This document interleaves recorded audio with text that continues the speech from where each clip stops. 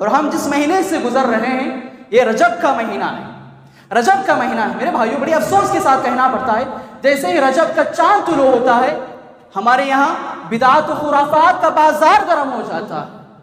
ان تمام بدعات میں سے ایک بہت بڑی بدعت قبیحہ اور شنیعہ صلاۃ الرغائب، یعنی نماز رغائب کے نام سے عوام میں بہت زیادہ مروج ہے۔ لوگ اس نماز کو اس مہینے میں خصوصیت کے ساتھ پڑھتے ہیں۔ اس نماز کا نہ اسلام سے کوئی رشتہ ہے، کوئی ناتا ہے، اس نماز کا نہ کوئی سر ہے نہ کوئی پیر ہے۔ اس نماز کے سلسلے میں لوگوں نے نمک مرچ اور مسالہ لگا کر اس نماز کو تیار کیا۔ اس نماز کا اسلام سے کوئی تعلق نہیں، سنت سے کوئی واسطہ نہیں، قرآن و حدیث سے کوئی واسطہ نہیں، بلکہ اس کو لوگوں نے خود سے کھڑا، خود سے تیار کیا۔ محترم حاضرین جمعہ اور پردہ نشین خواتین اسلام، خطبہ مسنونہ کے بعد سورہ توبہ کی ایک آیت کریمہ آپ کی سماعتوں کے حوالے کی گئی۔ اللہ رب العالمین نے سورہ توبہ کی اس آیت کریمہ کے اندر یہ بات بتائی، ان عدۃ الشہور عند اللہ 12 شہرا فی کتاب اللہ یوم خلق السماوات والارض منها 4 حرم، کہ اے لوگوں جس دن سے اللہ رب العالمین نے زمین و آسمان کو پیدا کیا ہے اسی دن سے لوح محفوظ میں اللہ رب العالمین کے نزدیک مہینوں کی تعداد 12 ہے۔ منها 4 حرم، ان 12 مہینوں میں سے 4 مہینے بڑے ہی محترم مہینے ہیں۔ ذالک الدین القیم، یہی ٹھیک ٹھیک ضابطہ ہے۔ فلا تظلموا فیہن انفسکم، لہذا تم ان 4 مہینوں میں، ان 4 مقدس مہینوں میں، ان 4 محترم مہینوں میں اپنی جانوں پر ظلم و زیادتی نہ کیا کرو۔ ظلم و زیادتی سے مراد ظلم بارتکاب المعاصی، اللہ کی نافرمانی کر کے اپنی جانوں پہ ظلم و زیادتی نہ کرو۔ ویسا تو پورے سال اللہ کی نافرمانی سے انسان کو بچنا چاہیے، اپنے دامن کو گناہوں سے پاک رکھنا چاہیے، لیکن خصوصیت کے ساتھ ان 4 مہینوں میں اللہ کی نافرمانی سے ڈرنا چاہیے۔ اللہ نے کہا فَلَا تَظْلِمُوا فِيهِنَّ أَنفُسَكُمْ، اللہ کی نافرمانی ہونے نہ پائے، اللہ کی ناراضگیوں کو دعوت دینے والے امور سے بچا جائے۔ کسی کی غیبت کر کے اپنے نفس پر ظلم و زیادتی نہ کرو، کسی کے اوپر جھوٹ بول کر اپنی جانوں پہ ظلم و زیادتی نہ کرو، کسی دوسرے کا مال چرا کر کے اپنی جانوں پہ ظلم و زیادتی نہ کرو، کسی پہ الزام اور بہتان لگا کر اپنی جانوں پہ ظلم و زیادتی نہ کرو۔ وَظُلْمٌ بِتَرْكِ الطَّاعَاتِ، اور اللہ رب العالمین نے جو احکامات فرض کیے ہیں، نمازیں چھوڑ کر، فرائض سے غفلت ہو کر اپنی جانوں پہ ظلم و زیادتی نہ کرو۔ نماز فجر چھوڑ کر اپنی جانوں پہ ظلم و زیادتی نہ کرو۔ فجر، ظہر، عصر اور مغرب، عشاء، اس طرح کی تمام اللہ رب العالمین نے جو احکامات عطا کیے ہیں ان کو چھوڑ کر اپنی جانوں پہ ظلم و زیادتی نہ کرو۔ فَلَا تَظْلِمُوا فِيهِنَّ أَنفُسَكُمْ، لہذا ان 4 مہینوں میں اپنی جانوں پہ ظلم و زیادتی نہ کرو، نہ ہی گناہ کے کوئی کام انجام دیے جائے، اور نہ ہی اللہ رب العالمین نے جو احکامات دیے ہیں انہیں چھوڑ کر اللہ رب العالمین کی نافرمانی کی جائے۔ میرے بھائیوں، اللہ رب العالمین نے ان 12 مہینوں میں سے جو 4 مہینے اللہ رب العالمین نے انتخاب فرمایا، وہ 4 مہینے کون سے؟ صحیح بخاری کی روایت ہے، سیدنا ابو بکر رضی اللہ تعالیٰ عنہ کا بیان ہے، رسول اللہ صلی اللہ علیہ وسلم نے ارشاد فرمایا السنۃ 12 شہرا، لوگوں سال 12 مہینے کا ہوتا ہے، منہا 4 حرم، اس کے اندر 4 مہینے بڑے ہی محترم مہینے ہوا کرتے ہیں، بڑی عظمتوں والے، بڑے تقدس اور مقدس والے مہینے ہوا کرتے ہیں۔ لہٰذا اے مسلمانوں، تم ان 4 مہینوں میں ان مہینوں کی حرمت کو پامال نہ کیا کرو، ان کی حرمت کا اور ان کے آداب کا پورا پاس و لحاظ رکھا کرو۔ 4 مہینے کون سے؟ اللہ کے رسول صلی اللہ علیہ وسلم نے فرمایا 3 متوالیات، 3 مہینے جو لگاتار مسلسل آتے ہیں، ذوالقعدہ وذوالحجہ والمحرم، 3 مہینے، ورجب مضر، اور 4تھا مہینہ ماہ رجب، قبیلہ مضر کا رجب، الذی بین جمادہ و شعبان، جو جمادی الثانی اور شعبان کے درمیان میں پڑتا ہے۔ تو لہٰذا ان 4 مہینوں کا ادب و احترام، پاس و لحاظ رکھنے کی ضرورت ہے۔ میرے بھائیوں، لفظ رجب عربی زبان کا لفظ ہے۔ رجب کے معنی ہوتے ہیں تعظیم کرنا، توقیر کرنا، ادب و احترام کرنا۔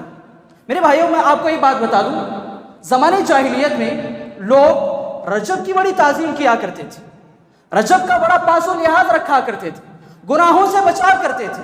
اسی لیے رجب کو رجب کہا گیا، کیونکہ اس مہینے میں حد درجہ تعظیم کی جاتی، اس مہینے کا پورا پاس و لحاظ رکھا جاتا ہے، اسی لیے رجب کو رجب کہا گیا۔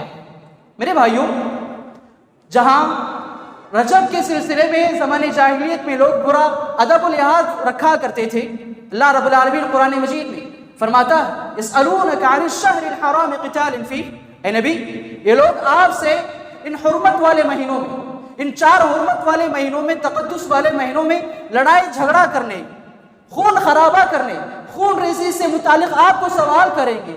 اے نبی آپ کہہ دیجئے قل قتال فیہ کبیر، اے لوگوں ان 4 مہینوں میں لڑائی جھگڑا کرنا، جنگ کرنا، خون خرابہ کرنا، خون ریزی کرنا بہت بڑا پاپ ہے، بہت بڑا جرم ہے۔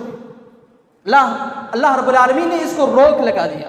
جو ادب و احترام زمانے جاہلیت میں کیا جاتا تھا، وہی ادب و احترام اسلام نے باقی رکھا۔ اس کے علاوہ زمانے جاہلیت میں ماہ رجب میں کیا ہوتا تھا، عتیرہ نام کی ایک رسم ادا کی جاتی تھی۔ عتیرہ نام کی ایک رسم ادا کی جاتی تھی، یعنی کچھ جانوروں کو بتوں کے نام پر خصوصیت کے ساتھ رجب کے مہینوں میں ذبح کیا جاتا تھا۔ رسول اللہ صلی اللہ علیہ وسلم نے روک لگا دی غیر اللہ کے نام پر جانوروں کو ذبح کرنے سے، فرمایا لا فرع ولا عتیرہ، اسلام میں کوئی فرع نہیں، کوئی عتیرہ نہیں۔ فرع سے مراد اونٹ، گائے، بکری کا وہ پہلا بچہ جو بتوں کے نام پر ذبح کیا جاتا ہے، اس کی کوئی حیثیت نہیں۔ ولا عتیرہ، عتیرہ کی بھی کوئی حیثیت نہیں۔ عتیرہ سے مراد وہ جانور جو رجب کے مہینے میں خصوصیت کے ساتھ بتوں کے نام پر جانوروں کو ذبح کیا جاتا تھا۔ اللہ کے رسول صلی اللہ علیہ وسلم نے صاف الفاظ میں فرما دیا لعن اللہ من ذبح لغیر اللہ، اللہ کی لعنت برستی ہے ایسے انسان پر جو غیر اللہ کے نام پر اپنے جانوروں کو ذبح کرتا ہے۔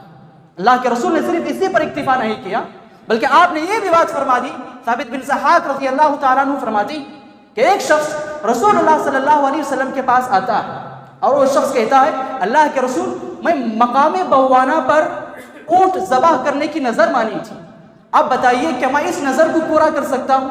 اللہ کے رسول صلی اللہ علیہ وسلم نے پوچھا هل كان فيها وثن من اوثان الجاہلیت یعبد، اے اللہ کے بندے بتاؤ کیا اس جگہ پر زمانی جاہلیت میں بتوں کی پوجا کی جاتی تھی؟ اس شخص نے کہا کہ نہیں۔ اللہ کے رسول نے دوسرا سوال کیا هل كان فيها عید من اعیاد، اللہ کے رسول نے فرمایا کہ زمانی جاہلیت میں اس مقام پر کسی بت کے نام پر کوئی عرس لگایا جاتا تھا، کسی پیر کے نام پر، کسی امام کے نام پر کوئی میلہ لگایا جاتا تھا، کوئی جشن منایا جاتا تھا؟ صحابی نے کہا کہ نہیں۔ اللہ کے رسول کو جب اطمینان ہوا تو آپ نے فرمایا اوفی بنذر، اپنی نظر کو پورا کرو، اس صورت میں تم اپنی نظر کو پورا کر سکتے ہو۔ فَإِنَّهُ لَا وَفَاءَ لِنَذْرٍ فِي مَعْصِيَةِ اللَّهِ، اس لیے کہ اللہ کو ناراض کر کے کسی نظر کو پورا کیا نہیں جا سکتا۔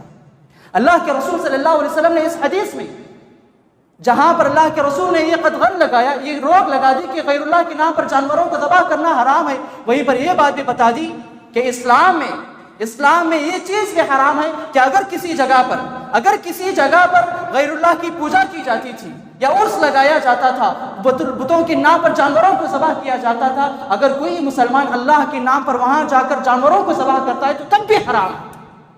اللہ کے رسول صلی اللہ علیہ وسلم نے اس قدر زجر توبیخ فرمائی اس مسئلے میں۔ میرے بھائیوں، بات بتانا مقصود یہ ہے کہ ماہ رجب کا بڑا ادب و احترام تھا زمانے جاہلیت میں، اور اس کا پورا پاس و لحاظ رکھا کرتے تھے زمانے جاہلیت کے لوگ، اور اسلام نے اس کو برقرار رکھا۔ البتہ جو چیزیں اسلام کے خلاف تھی، اللہ کے رسول صلی اللہ علیہ وسلم نے اس کو روک لگا دیا۔ میرے بھائیوں، کتاب و سنت کے حوالے سے یہ بات معلوم ہوئی کہ رجب کا بڑا ادب ہے، بڑا احترام ہے اور اس کا تقدس، لہذا مسلمانوں کو چاہیے کہ اس کا پورا پاس و لحاظ رکھیں، اس مہینے کا ادب و احترام کریں۔ اور ہم جس مہینے سے گزر رہے ہیں یہ رجب کا مہینہ ہے، رجب کا مہینہ ہے۔ میرے بھائیوں، بڑی افسوس کے ساتھ کہنا پڑتا ہے جیسے ہی رجب کا چاند طلوع ہوتا ہے ہمارے یہاں بدعات و خرافات کا بازار گرم ہو جاتا ہے۔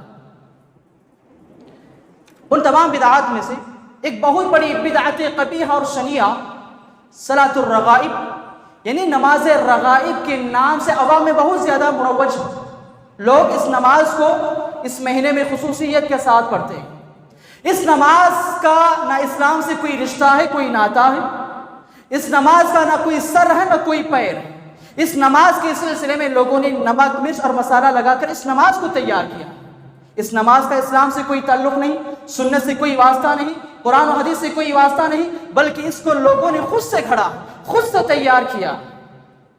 اس نماز کو رجب کی پہلے جمعہ کی رات کو مغرب اور عشاء کے درمیان ادا کیا جاتا ہے، اور یہ نماز 12 رکعتوں پر مشتمل ہوتی ہے، اور ہر رکعت میں پہلے سورہ فاتحہ پڑھا جاتا ہے اور 3 مرتبہ سورۃ القدر انا انزلناہ فی لیلۃ القدر پڑھا جاتا ہے۔ اس کے بعد 12 مرتبہ سورۃ الاخلاص قل هو اللہ احد پڑھا جاتا ہے۔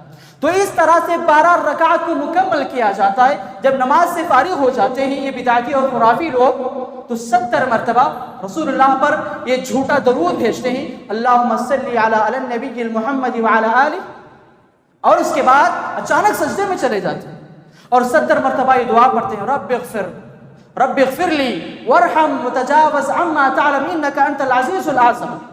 اس چیز کا قرآن و حدیث میں کوئی تعلق نہیں۔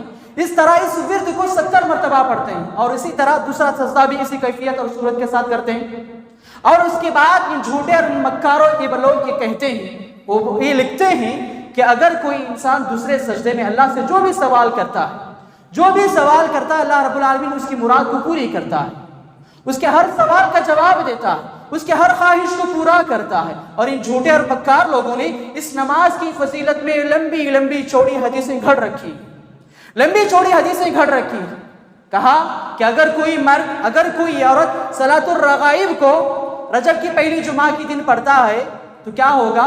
اس کے تمام گناہوں کو معاف کر دیا جائے گا، چاہے اس کے گناہ سمندر کے جھاگ کے برابر ہی کیوں نہ ہو، چاہے اس کے گناہ ریت کے ذرات کے برابر ہی کیوں نہ ہو، چاہے اس کے گناہ درخت کے پتوں کے برابر ہی کیوں نہ ہو۔ ایسی نماز کی فضیلت تو ہمیں کسی نماز میں ملتی نہیں، اور ایسی کیفیت تو ہمیں کسی نماز کے سلسلے میں ملتی ہی نہیں ہے۔ نہ یہ نماز جو رجب میں پڑھی جاتی ہے رغائب کے نام پر، نہ فرائض جو فرض نمازیں اس سے اس کا کچھ تعلق ہے، نہ ہی جو ہم چاش کی نمازیں ادا کرتے ہیں اس سے کوئی تعلق ہے، نہ ہی وطر کی نماز سے اس کا کوئی چیز میل کھاتی ہے، اور نہ ہی نماز جنازے اس سے کوئی میل جول ہے۔ اس طرح سے کسی بھی نماز سے اس چیز کا کوئی تعلق نہیں۔ بتاؤ تو پھر یہ نماز اسلام میں کیسے داخل ہوگی؟ رسول اللہ صلی اللہ علیہ وسلم کی وفات کے تقریباً 480 ہجری کے بعد، 480 ہجری، تقریباً 480 سال کے بعد اس نماز کو ایجاد کیا گیا۔ وہ محمد المقدسی رحمۃ اللہ علیہ فرماتے ہیں کہ بیت المقدس، یہ خود فلسطین کے ہیں، عالم دین ہیں، وہ کہتے ہیں کہ ہمارے یہاں بیت المقدس میں 480 ہجری کے اندر اس نماز کو پڑھا گیا، اس نماز کو تیار کیا گیا، اس بدعت کو ایجاد کیا گیا۔ اس سے پہلے 480 ہجری سے پہلے اس نماز کو ہم نے کبھی نہیں دیکھا، اور اس نماز سے متعلق ہم نے کبھی کچھ نہیں سنا، اور یہ نماز صوفیوں کی ایجاد کردہ بدعت ہے۔ لہذا اس نماز کا اسلام سے کوئی رشتہ نہیں، کوئی ناتا نہیں۔ اس نماز کے سلسلے میں لوگوں نے نمک مرچ اور مسالہ لگا کر اس نماز کو تیار کیا ہے، لہذا یہ نماز پڑھنا حرام اور ایک قسم کی بدعت ہے۔ اور آپ سمجھیں کہ نماز پڑھنے میں کیا حرج کی بات ہے؟ نماز پڑھنا تو ثواب ہے میرے بھائیوں، نماز پڑھنا ثواب کی بات ہے، لیکن رسول اللہ صلی اللہ علیہ وسلم نے ہمیں نہیں بتایا، تو اس کا مطلب یہ ہوا کہ اس نماز کا اسلام میں کوئی تعلق نہیں۔ اگر آپ یہ سوچتے ہیں کہ نماز پڑھنا تو ثواب کا کام ہے، ہم کریں گے، کوئی گناہ کی بات نہیں، تو اس کا مطلب یہ ہوا کہ ہمارے رسول کو نہیں معلوم تھا، ہمارے صحابہ کو نہیں معلوم تھا، اللہ سے بھول ہو گئی جو آج ہم کر رہے ہیں۔ تو لہذا صلاۃ رغائب کا اسلام سے کوئی تعلق نہیں۔ اسی طرح سے میرے بھائیوں، جیسے ہی رجب کا مہینہ آتا ہے، ایک اور بدعت رجبی روزے بڑی خصوصیت کے ساتھ بہت سارے لوگ رجب کے روزوں کا اہتمام کرتے ہیں، اور یہ تصور کرتے ہیں کہ اگر کوئی انسان رجب کے مہینے کا روزہ رکھے گا تو اللہ تبارک و تعالیٰ اس کے گناہوں کو بخش دے گا۔ ان روزوں کے رکھنے کی بڑی فضیلت ہے، تو اس سلسلے اس طرح کی بہت ساری باتیں کرتے ہیں، اور رجبی روزوں کی بھی تقسیم کر دی۔ کسی نے کہا کہ لکھی روزہ کہ اگر کوئی انسان لکھی روزہ رکھے گا تو اسے 1,00,000 روزہ رکھنے کے برابر 1,00,000 روزہ رکھنے کے برابر اس انسان کو ثواب دیا جائے گا۔ کسی نے کہا کہ 1000ویں روزہ، اگر کوئی انسان 1000ویں روزہ رکھے گا تو اسے 1000 روزہ رکھنے کا ثواب ملے گا۔ کسی نے کہا کہ اگر لکھی روزہ رکھے گا، 1000ویں روزہ رکھے گا تو اسے 2,00,000 سال کا ثواب عطا کیا جائے گا۔ نعوذ باللہ من ذالک۔ ایسی فضیلت تو ہمیں رمضان کے روزوں کی فضیلت بھی مروی نہیں ہے، ایسی فضیلت ہمیں رمضان کے روزوں کے بارے میں بھی نہیں ملتی تھی، ایسی فضیلت کے رجب کے روزوں کے بارے میں ان لوگوں نے گھڑ رکھی ہے۔ تو لہٰذا اس روزے کا بھی، جو رجب میں روزے رکھے جاتے ہیں، اس روزوں کا بھی اسلام سے کوئی رشتہ نہیں، کوئی ناتا نہیں ہے میرے بھائیوں۔ لیکن اس کے برخلاف اگر ہم اسلاف کی زندگی کا مطالعہ کرتے ہیں، صحابہ کی زندگی اور نبی کی زندگی کا مطالعہ کرتے ہیں، تو ہمیں بات معلوم ہوتی ہے کہ وہ صحابہ، وہ انبیاء، وہ نبی صلی اللہ علیہ وسلم ان روزوں کو رکھنے سے بچا کیا کرتے تھے، لوگوں کو روکا کرتے تھے۔ کیوں؟ کیونکہ زمانے جاہلیت میں لوگ روزہ رکھ کر کے اس مہینے کی تعظیم کیا کرتے تھے۔ جب اسلام آیا تو اسلام نے اس چیز کو قدغن لگا دیا اور روک لگا دی۔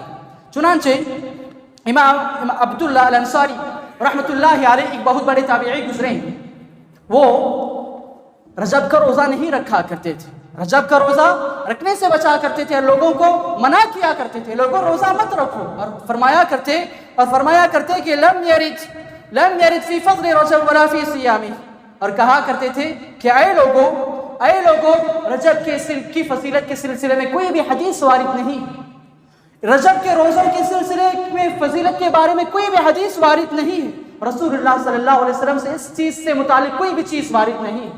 تو یہ ہمارے اسلاف کا عمل تھا۔ اور تو عمر بن خطاب رضی اللہ تعالیٰ عنہ سے متعلق مصنف ابن ابی شیبہ کی صحیح روایت ہے کہ جب رجب کے مہینے میں اگر کوئی آدمی رجب کے روزوں کا اہتمام کرتا تو عمر بن خطاب رضی اللہ تعالیٰ عنہ اس شخص پر کوڑے برساتے تھے۔ رجب کے جو روزے رکھتا تھا عمر بن خطاب رضی اللہ تعالیٰ عنہ اس شخص پر کوڑے برسایا کرتے تھے، اور اس انسان کو اس وقت تک کوڑے برساتے جب تک کہ وہ اپنے برتن میں کھانا نہ لے لے اور کھانا شروع نہ کر دے، اور فرمایا کرتے کہ ما رجب کیا چیز ہے جس کی وجہ سے تم اس قدر تعظیم کر رہے ہو، تم روزہ رکھ رہے ہو، اور فرمایا کرتے تھے ان رجبا كان يعظمه اهل الجاهليه فلما كان الاسلام ترك۔ جاہلیت کی تعظیم روزہ رکھ کر کے کرنا، جاہلیت کی تعظیم روزہ رکھ کر کے کرنا، تو یہ تو زمانے جاہلیت کے کفار و مشرکین کی عادت ہے اور تم اس کو کر رہے ہو۔ اور فرمایا کرتے فلما كان الاسلام، جب اسلام آیا تو روزہ رکھنے کے اعتبار سے جو رجب کی فضیلت تھی وہ تمام فضیلت کو تہز نہس کر دیا۔ تو لہذا رجب کی تعظیم روزہ رکھ کر کے نہیں، صلاۃ رغائب پڑھ کر کے نہیں، بلکہ اپنے آپ کو گناہوں سے بچا کر کے رجب کی تعظیم کی جائے گی۔ اور اسی طرح سے میرے بھائیوں، اللہ کے رسول صلی اللہ علیہ وسلم کے بارے میں آتا ہے، ابو بکر رضی اللہ تعالیٰ عنہ بیان فرماتے ہیں کہ جب آپ صلی اللہ علیہ وسلم نے ایک مرتبہ اپنے گھر والوں میں دیکھا کہ آپ کے گھر والوں میں رجب کے روزوں کی بڑی تیاری ہو رہی ہے، رجب کے روزوں کی بڑی تیاری ہو رہی ہے۔ آپ صلی اللہ علیہ وسلم نے ٹوکری پھینک دی اور سارے برتن توڑ دیے اور فرمایا اجعلتم رجبا کرمضان، کیا تم رجب کو وہ مقام دے رہے ہو جو رمضان کا مقام ہے؟ کیا تم رجب کے روزوں کو وہ مقام عطا کر رہے ہو جو رمضان کے روزوں کا مقام ہے؟ تو لہذا رجب کیا چیز ہے اور رمضان کیا چیز ہے، رمضان کے روزوں کا کیا مقام اور کیا مرتبہ ہے، اور رجب کے روزوں کا کیا مقام اور مرتبہ ہے۔ تو لہذا روزہ رکھ کر کے رجب کے روزوں کا اہتمام کرنا یہ اسلام میں جائز نہیں ہے۔ رسول اللہ صلی اللہ علیہ وسلم نے اپنے گھر والوں کو روکا، اور عمر بن خطاب رضی اللہ تعالیٰ عنہ ایسے لوگوں پر کوڑا برسایا کرتے تھے جو رجب کی تعظیم کرتے ہوئے لوگ روزہ رکھا کرتے تھے۔ اسی طرح سے میرے بھائیوں، رجب میں جو بدعات و خرافات لوگ انجام دیتے ہیں ان میں سے ایک بہت بڑی بدعت رجبی عمرہ۔ جیسے ہی رجب کا مہینہ آتا ہے تو لوگ عمرہ کرنے کے لیے چلے جاتے ہیں۔ میرے بھائی، رجب یا پھر دوسرے مہینوں میں عمرہ کرنا، رجب ہو یا پھر رمضان ہو یا پھر شعبان ہو یا پھر کوئی بھی مہینہ ہو، عمرہ کرنا فضیلت کا باعث ہے۔ رجب ہو یا پھر کوئی اور مہینہ، عمرہ کرنے کی بڑی فضیلت وارد ہوئی ہے، تو لہذا عمرہ کرنا چاہیے، لیکن اس اعتقاد کے ساتھ، اس عقیدے کے ساتھ عمرہ کرنا کہ اگر رجب کے مہینے میں عمرہ کریں گے تو بڑی فضیلت ملے گی۔ کسی کمبخت نے کہا کہ اگر کوئی انسان رجب کے مہینے میں عمرہ کرے گا تو اسے رمضان کے مہینے میں عمرہ کرنے کے ثواب ملے گا، نعوذ باللہ من ذالک۔ میرے بھائیوں، رجب کے مہینے کی یہ تعلیم اللہ کے رسول صلی اللہ علیہ وسلم نے ہمیں کبھی نہیں دی۔ اس چیز کا اسلام سے کوئی رشتہ اور ناطہ نہیں، اس کی کوئی اصل نہیں۔ اور رسول اللہ صلی اللہ علیہ وسلم نے جو 4 عمرے جو اپنی زندگی میں کیے ہیں، ان میں سے کوئی بھی عمرہ آپ نے رجب کے مہینے میں کیا نہیں ہے۔ رجب کے مہینے میں آپ صلی اللہ علیہ وسلم نے کوئی بھی عمرہ نہیں کیا ہے، تو اس کا مطلب یہ ہوا کہ رجب کے مہینے میں عمرہ کرنے کی کوئی خاص فضیلت نہیں، وہی فضیلت جو عام فضیلت ہے، لیکن خاص فضیلت کے ساتھ عمرہ کرنا ایک بہت بڑی بدعت ہے، لہذا اس چیز سے بچنا چاہیے۔ اور اسی طرح سے میرے بھائیوں، رجب کے مہینے کی ایک بہت بڑی بدعت جو بڑے پیمانے پر کی جاتی ہے، وہ ہے رجب کے کنڈے۔ رجب کے کنڈے، جیسے ہی رجب کا مہینہ آتا ہے اس کی تیاریاں شروع، رجب کے کنڈے، اور جو کنڈے بنائے جاتے ہیں، نام لیا جاتا ہے جعفر صادق رحمۃ اللہ علیہ کے نام پر، ان کے نظر و نیاز کو دیتے ہوئے رجب کے کنڈے میں کھیر پوریاں، مٹھائیاں، حلوائیاں بھری جاتی ہیں۔ اسلام سے اس چیز کا بھی کوئی تعلق نہیں۔ اور ان کنڈے بھرنے والوں کی دلیل کیا ہے؟ کنڈے بھرنے والوں کی دلیل یہ ہے کہ ایک عجیب و غریب واقعہ، ایک قصہ، ایک کہانی، داستان عجیب، کیا واقعہ ہے؟ مدینے میں لکڑہار رہا کرتا تھا، مدینہ منورہ میں ایک لکڑہار رہا کرتا تھا، بڑا غریب، بڑا مفلس، غریبی کی زندگی گزار رہا تھا، تنگ دستی کی زندگی گزار رہا تھا۔ اس نے سوچا کہ اگر میں مدینہ چھوڑ کر چلا جاؤں گا تو ہو سکتا ہے میں کہیں تجارت کروں گا، کوئی کام کروں گا، تو شاید ہو سکتا ہے میری زندگی میں خوشحالی آ جائے، مالداری آ جائے، تونگری آ جائے۔ تو لہذا وہ 12 سال تک باہر رہا، لیکن اس کی زندگی میں مالداری کی جھلک بھی نظر نہیں آئی۔ اس کی بیوی، لکڑہار کی بیوی، وزیر کے محل میں نوکری اختیار کر لیتی، وزیر کے محل میں نوکری کرنا شروع کر دیتی ہے۔ ایک مرتبہ کیا ہوتا ہے، لکڑہار کی بیوی جھاڑو دے رہی تھی، لکڑہار کی بیوی جھاڑو دے رہی تھی، وہاں پر اچانک سے جعفر صادق رحمۃ اللہ علیہ کا گزر ہوتا ہے۔ جعفر صادق رحمۃ اللہ علیہ اپنے شاگردوں سے پوچھتے ہیں، اے میرے شاگردوں بتاؤ آج کون سی تاریخ ہے؟ آج کون سی تاریخ ہے؟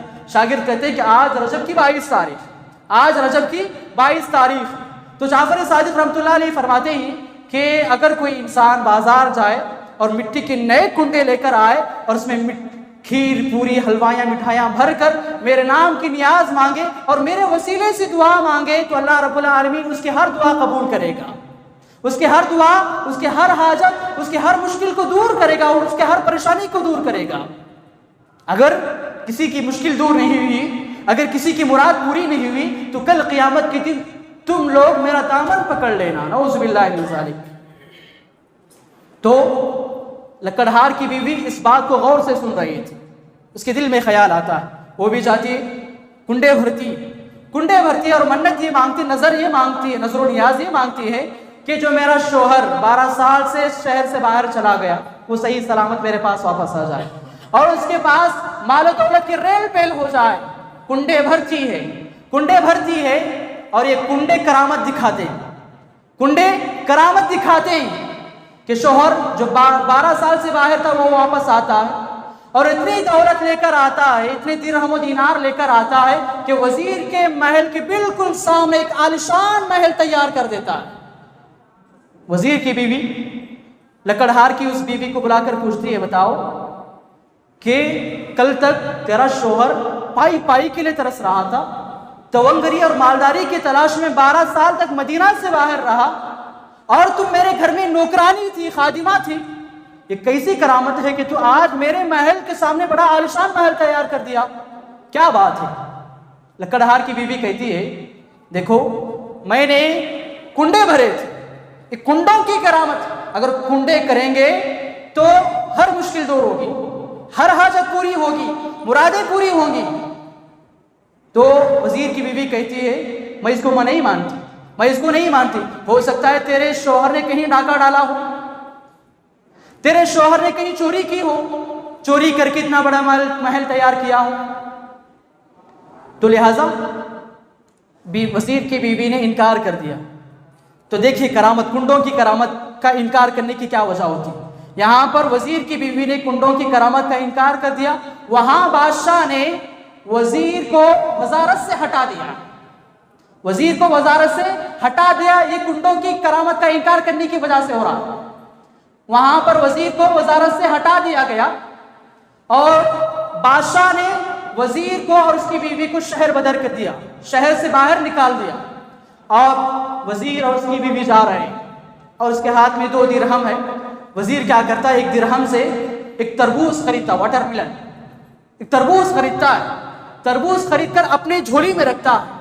اتفاق دیکھیے، حسن اتفاق دیکھیے کہ اسی وقت جو بادشاہ تھا اس کا بیٹا شکار کرنے کے لیے گیا ہوا تھا، بہت دیر ہو گئی ابھی تک واپس نہیں آیا۔